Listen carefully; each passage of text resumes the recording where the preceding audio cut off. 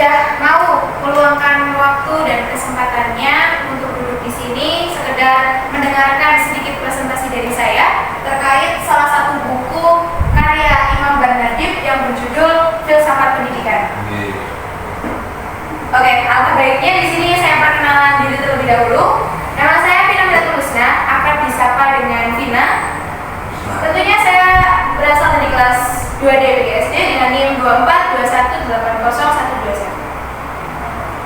Oke, untuk mempersingkat waktu langsung saja ke pemaparan materi. Yang pertama yaitu pernyataan singkat terkait buku Filsafat Pendidikan sendiri. Buku ini mengulas secara terperinci mengenai konsep fundamental filsafat pendidikan serta dampak beragam aliran filsafat terhadap pelaksanaan pendidikan. Di samping hubungan yang erat antara pendidikan, budaya, dan pembangunan nasional. Sebagai seorang pemikir ternama di bidang ini, Profesor Bernadib berhasil menawarkan pemikiran yang terstruktur, mendalam, dan kontekstual terhadap realitas masyarakat Indonesia, sehingga buku ini memiliki relevansi tidak hanya untuk akademisi saja, tetapi juga bagi praktisi dan pembuat kebijakan pendidikan. Oke, lanjut ringkasan teori dari buku ini. Pembahasan buku ini dibagi menjadi 3 bagian penting yang saling berkaitan antara satu dengan yang lain. Yang bab pertama itu mengenai dasar filsafat pendidikan, bab kedua mengenai aspek dan proses pendidikan kecerdasan, kemudian bab ketiga tentang konsep pada proses pendidikan dan pengajaran. Oke, memasuki bab yang pertama atau bagian yang pertama. Bagian ini mengawali pembahasan dengan memperkenalkan apa itu filsafat dan keterkaitannya yang sangat erat dengan pendidikan. Ia atau Bernadib membahas beberapa aspek filsafat pendidikan, termasuk hubungan antara filsafat dan pendidikan, nilai-nilai dalam pendidikan, serta peran filsafat dalam merumuskan tujuan pendidikan. Nah, bagian ini juga menjelaskan bahwa ada 2 konsep dalam filsafat pendidikan. Yang pertama adalah mengenai sejarah filsafat yang kaya dengan ide-ide mengenai pendidikan. Walaupun ide-ide yang tercetus dalam buku ini kebanyakan pada masa lampau dan hanya berlaku pada masa lampau. Namun, ada kalanya gagasan-gagasan itu masih digunakan sebagai pegangan pada masa sekarang. Nah, yang kedua, mengenai filsafat pendidikan yang mendapat terbentuk berdasarkan pendidikan. Artinya, filsafat yang timbul dari hal ini biasanya bersifat terbuka untuk kemungkinan-kemungkinan baru di masa depan. Oke, langsung ke bagian yang kedua. Pada bagian kedua ini, Bernadib lebih menekankan penjelasannya terhadap kecerdasan, di mana kecerdasan adalah potensi pembawaan seseorang sejak dilahirkan. Perkembangannya tergantung dari interaksi individu yang bersangkutan dengan lingkungan. Nah, dengan kecerdasan yang tinggi, kemampuan manusia untuk menemukan hal baru dapat ditingkatkan. Untuk ini, pendidikan mempunyai peranan yang sangat penting. Nah, Bernadib dalam bagian ini juga menjelaskan bahwa ada 3 hal yang sama-sama penting dan sama-sama dibutuhkan dan saling berkaitan dalam proses pendidikan. Ketiga hal tersebut adalah yang pertama, watak atau moral, yang di sini fungsinya itu sebagai penyeimbang di proses pendidikan. Yang kedua, ada disiplin yang dianggap sebagai alat pendidikan berupa suasana agar pendidikan selalu tertuju pada kebaikan. Dan yang ketiga, bekerja bermain yang dianggap bisa meningkatkan taraf pendidikan. Nah, Bernadib berharap dengan terlaksananya ketiga hal tersebut dalam sebuah proses pendidikan, maka akan tercipta pendidikan yang seimbang. Kemudian pada bagian ketiga buku ini menjelaskan beberapa konsep metode dalam proses pendidikan dan pengajaran.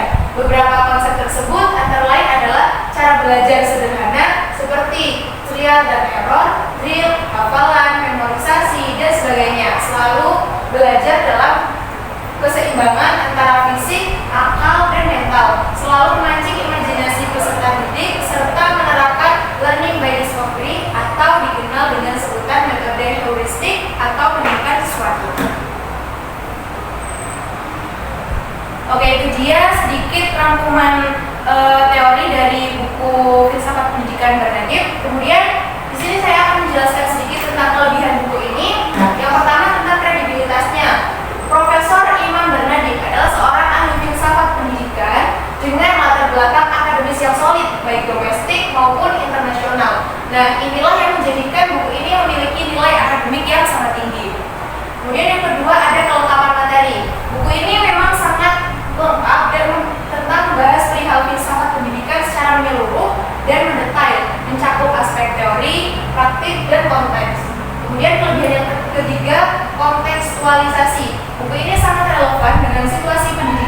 Indonesia karena membahas Pancasila, budaya lokal, dan dinamika sosial di tanah air.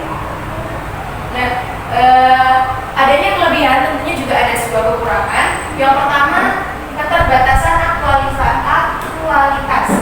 Diterbitkan pada tahun 1982, buku ini belum membahas isu-isu terkini dalam filsafat pendidikan seperti modernisme, pendidikan berbasis digital, atau teori pendidikan kritis yang muncul belakangan ini.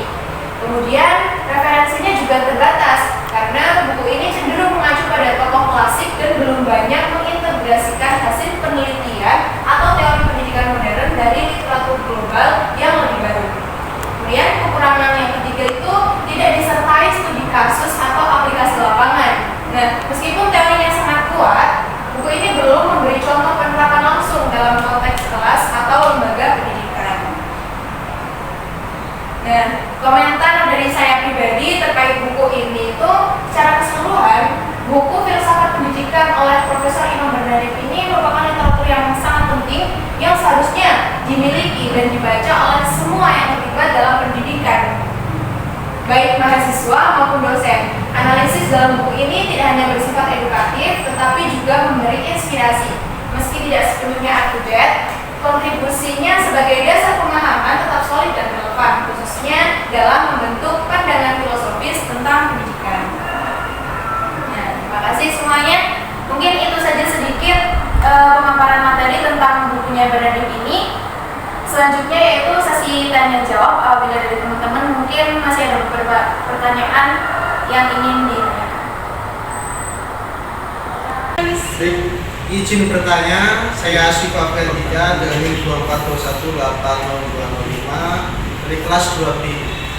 Yaitu pertanyaannya, tolong berikan penjelasan mengenai learning by discovery atau metode menemukan sesuatu. Oke, terima kasih Mas Iva atas pertanyaannya. Akan saya sedikit jelaskan tentang learning by discovery. Learning by discovery itu adalah suatu pendekatan pembelajaran yang memungkinkan siswa untuk menemukan dan memahami konsep-konsep baru melalui pengalaman dan eksplorasi langsung. Contoh nyatanya itu ketika semisal Mas Iva sudah menjadi seorang guru nih, amin ya. Nah, terus ketika sedang mengajar materi berkembang biakan dulu. Ya, itu boleh. Nah, itu tuh langsung mengarahkan siswanya untuk praktek ke lapangan, sehingga siswa-siswa yang sudah praktek ke lapangan itu mempunyai pengalaman. Jadi mereka bisa langsung menangkap, dapat kesempatan untuk mengeksplorasi, bereksperimen, dan menemukan jawaban atas pertanyaan-pertanyaan yang mereka miliki. Gitu, Mas. Oke, pertanyaan yang lain? Ya. Saya Arman Marum dari kelas 2B. Ditanya bagaimana moral bisa menjadi penyeimbang dalam pendidikan. Oke. Bagaimana moral bisa menjadi penyeimbang dalam pendidikan. Nah, moral itu memainkan peran penting dalam pendidikan sebagai penyeimbang yang membantu membentuk karakter siswa itu sendiri dengan menanamkan nilai-nilai moral seperti kejujuran, empati, dan tanggung jawab. Pendidikan itu dapat membantu siswa menjadi individu yang lebih baik dan memiliki kesadaran sosial yang tinggi. Nah, dalam pendidikan, moral dapat diterapkan melalui pembelajaran nilai, kegiatan ekstrakurikuler, role model dari seorang guru, serta diskusi dan refleksi tentang isu-isu moral dan gitu. Oke teman-teman, mungkin itu saja presentasi dari saya. Terima kasih atas waktunya, dan apabila penjelasan saya ini kurang jelas, teman-teman bisa membaca kembali bukunya yang berjudul Filsafat Pendidikan oleh Imam Bernadette. Sekian, saya akhiri. Wassalamualaikum warahmatullahi wabarakatuh. Waalaikumsalam.